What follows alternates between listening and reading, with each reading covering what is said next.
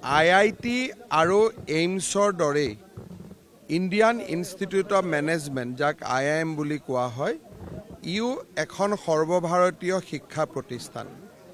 এখন ৰাজ্যত যদি IIM থাকে, IIT থাকে আৰু এইমছ থাকে, এক প্ৰকাৰ শিক্ষাৰ যিটো চাৰ্কেল বা সৰ্বভাৰতীয় প্ৰতিষ্ঠানৰ যিটো বৃত্ত, সেইটো সম্পূৰ্ণ হয়।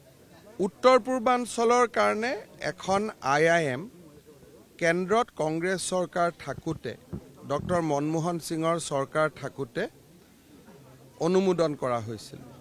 সেই সময়ত ৰাজ্য চৰকাৰে যথেষ্ট প্ৰচেষ্টা চলাইছিল যে IIMখন অসমত দিব লাগে।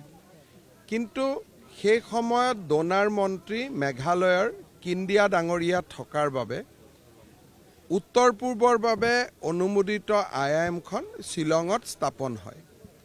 আৰু তাৰ পিছত দ্বিতীয়খন IIM কেন্দ্ৰীয় চৰকাৰে দিব বিচৰা নাছিল, যিহেতু উত্তৰ পূৰ্বৰ কাৰণে এখন IIM ইতিমধ্যে দিয়া হৈছে।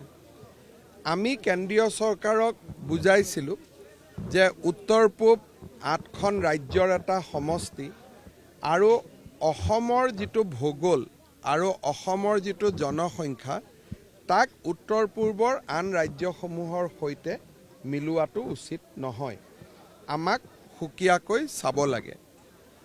কেন্দ্ৰৰ চৰকাৰৰ, বিশেষকৈ NDA 2, এই চৰকাৰখনৰ শেষৰ ফালে প্ৰধানমন্ত্ৰী নৰেন্দ্ৰ মোদী ডাঙৰীয়া আৰু শিক্ষামন্ত্ৰী ধৰ্মেন্দ্ৰ প্ৰধান ডাঙৰীয়াই IIM অসমত স্থাপন কৰাৰ বাবে সন্মত হয়।